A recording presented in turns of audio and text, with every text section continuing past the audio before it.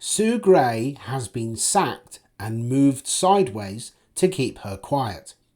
Sue Gray, the erstwhile Chief of Staff to Sir Keir Starmer, has tendered her resignation from her position, citing concerns that she was at risk of becoming a distraction to the Labour Party's agenda.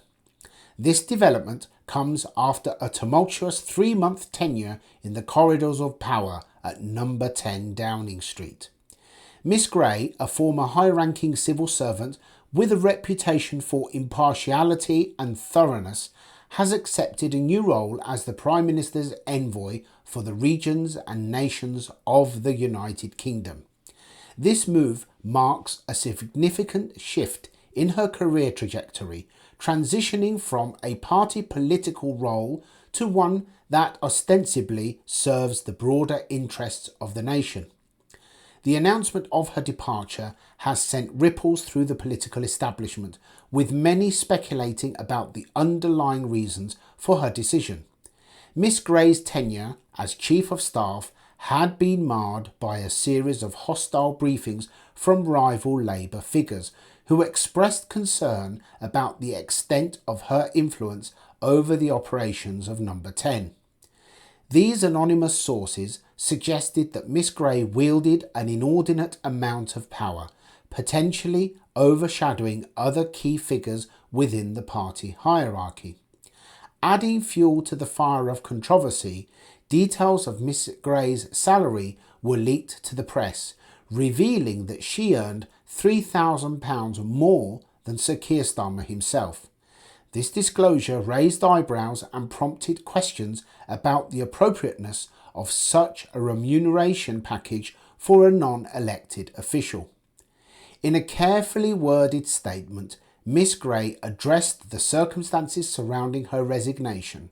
She said, "After spearheading the Labour Party's preparations for government and initiating work on our programme for change, I am looking forward to drawing upon my extensive experience to support the Prime Minister and the Cabinet in their efforts to deliver the government's objectives across the nations and regions of the United Kingdom." Miss Gray went on to emphasise her long-standing commitment to public service, stating, "Throughout my career, my primary interest has always been in serving the public. However, in recent weeks, it has become increasingly apparent to me that the intense scrutiny and commentary surrounding my position risked becoming a significant distraction from the government's vital work of implementing change." She continued, "It is for this reason that I have made the difficult decision to stand aside. Nevertheless, I eagerly anticipate continuing to support the Prime Minister in my new role as envoy for the region and nations." The departure of Miss Gray marks the end of a brief but impactful chapter in Labour Party politics. Her appointment as Chief of Staff had been seen as a coup for Sir Keir Starmer, given her reputation for competence and her intimate knowledge of the inner workings of Whitehall. However, her presence also raised questions about the blurring of lines between civil service impartiality and party political roles. Sir Keir Starmer, in response to Miss Gray's resignation, issued a statement expressing his gratitude for her contributions. He said, "I wish to extend my heartfelt thanks to Sue for all the invaluable support she has provided to me, both during our time in opposition and now in government.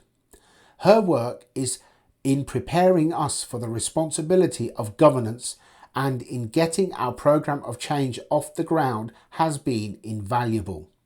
The Labour leader went on to highlight Miss Gray's achievements in her role, particularly in the realm of intergovernmental relations. "Sue has played a pivotal role in strengthening our relationships with the regions and nations of the United Kingdom.